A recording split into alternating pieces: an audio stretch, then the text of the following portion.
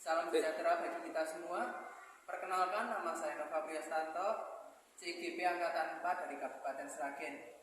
Pada hari ini saya akan melaksanakan tugas eksplorasi konsep mewawancarai rekan guru saya mengenai studi kasus 1. Di sini saya bersama Mem Ratna akan mewawancarai Mem Ratna. Saya bacakan dulu kasus 1. Ibu Tati adalah guru kelas 5 yang merupakan rekan kerja Anda, yang mana sama-sama mengajar kelas 5 yang kelasnya paralel. Ruangan kelas Ibu Tati pun persis di sebelah ruangan kelas Anda. Bu Tati terkenal sangat disiplin dan cenderung galak. Pada sisi lain, Ibu Tati juga bekerja keras dan murid-muridnya pun selalu mendapatkan nilai-nilai yang sangat baik. Sebagian murid-murid sangat takut kepada Ibu Tati dan sebagian lain bisa menyesuaikan diri. Kepala sekolah Anda dan orang tua murid juga sangat menghargai Ibu Tati. Suatu hari Anda mendengar tangisan seorang murid dan pergi keluar untuk melihat asal suara tangisan tersebut. Anda melihat seorang murid perempuan kelas 5 sedang berlutut di atas bebatuan sekolah yang sangat panas hari itu, menghadap di depan pintu kelas Ibu Tati. Anda melihat Ibu Tati tampak tidak menghiraukan suara tangisan muridnya dan tetap mengajar seperti biasa. Namun Anda bisa melihat bahwa beberapa murid di kelas Ibu Tati mencoba untuk mencuri pandangan keluar kelas melihat temannya yang sedang menangis dan berlutut di terik matahari. Apa yang harus Anda lakukan? Apakah guru lain dapat menginterupsi di mana saat itu ada guru lain yang memiliki wewenang atas kelas yang dipimpinnya? Dalam kondisi ini, apa yang bisa Anda lakukan?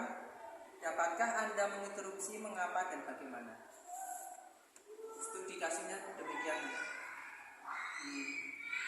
Menurut saya, karena kita punya otonomi kelas masing-masing ya, gitu ya. Kalau kita ikut campur kelasnya Bu Tati, kelihatannya kok enggak etisnya. Tapi kalau saya lihat, mungkin Bu Tati itu melakukan hal seperti itu ada alasannya.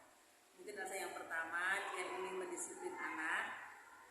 Yang kedua, mungkin Bu Tati juga ingin memberikan contoh kepada anak-anak yang lainnya dengan memberikan seperti hukuman yang diberikan kepada anak tadi. Dan mungkin juga anak tadi tidak hanya 1 kali 2 kali dia tidak disiplin atau tidak taat dengan apa yang sudah menjadi kesepakatan di kelasnya Bu Tati. Jadi kalau kita melihat dari sisi baiknya saja. Jadi mungkin itu sudah merupakan merupakan kebiasaan Bu Tati sendiri atau sudah menjadi kesepakatan kalau anak-anak yang misalnya tidak mengerjakan tugas PR, dia akan mendapatkan sanksi atau hukuman seperti itu. Dan mungkin anak-anak sendiri juga merasa fine saja melihat temannya mendapat hukuman karena mereka juga mungkin sudah tahu karena memang anak tersebut memang melanggar peraturan yang sudah disepakati tugas. Oh iya, itu menurut pandangan jenengan gimana? Kalau semisal Anda menjadi rekan Ibu Tati melihat ada anaknya, muridnya menangis di terik matahari, kemudian Bu Tati tetap mengajar, apa yang Anda lakukan ya? Ya sebenarnya juga tidak tega ya kalau melihat seperti itu. Ya mungkin bisa mendekati anak tadi, bisa tanya kenapa. Kita juga harus melihat anaknya. Kalau dia mendapatkan hukuman, dia merasa fine. Ya mungkin dia sebenarnya secara tidak sadar ya dia memang melakukan kesalahan memang kayak sudah sengaja gitu ya, dan menjadi kebiasaan. Tapi kalau dia mungkin dengan merasakan kesedihan terus nangis, itu mungkin dia juga merasa juga.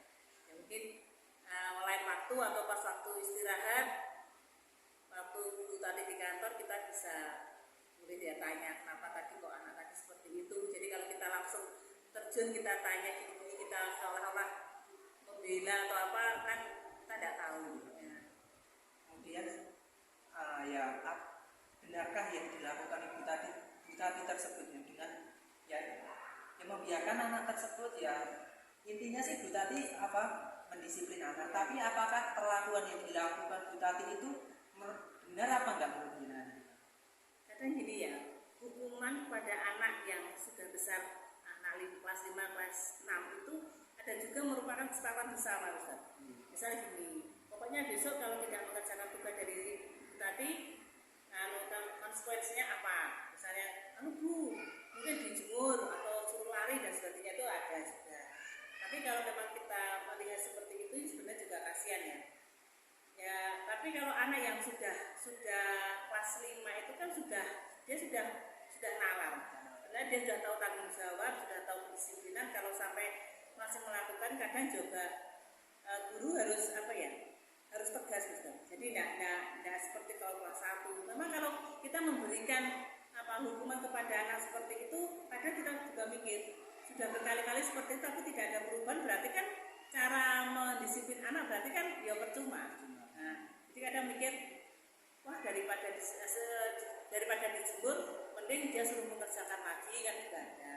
Kalau menurut saya ya, tadi mungkin anak tadi juga sudah berkali-kali sampai tidak mengerjakan tugas, kemudian kita juga bersikap disitu seperti itu.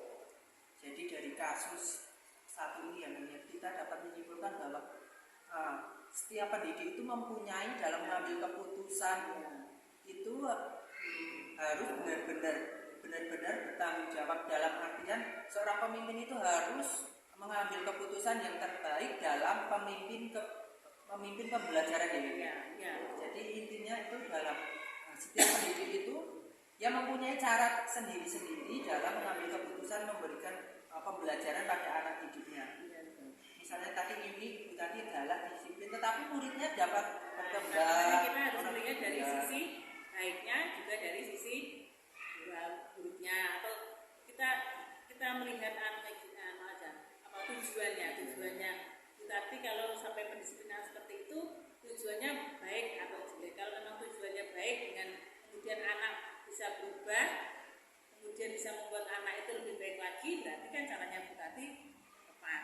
Tapi kalau dengan cara seperti itu ternyata tidak ada perubahan, berarti kan mungkin anaknya sendiri juga susah dimasukkan, dan kita sendiri metodenya juga kurang pas. Karena setiap guru itu kan sedikit banyak memahami tentang psikologi anak, yang artinya kita mempunyai ilmu untuk memperlakukan anak itu dengan tepat. Jadi tidak semua anak itu diperlakukan sama, itu tidak bisa. Jadi misalnya yang ini kalau dikasari dikit dia akan langsung nurut, yang ini ada juga disayang justru malah dia itu lebih lagi. Nah itu kan, jadi memang setiap guru itu mempunyai metode sendiri dalam menangani anak. Sudah cukup? Jadi terima kasih ya Bang ya. Jadi intinya dalam pengambilan keputusan seorang pemimpin itu harus benar-benar berpikir ulang, punya tanggung jawab agar semua mengambil keputusan dalam pembelajaran ini dapat memenuhi kebutuhan setiap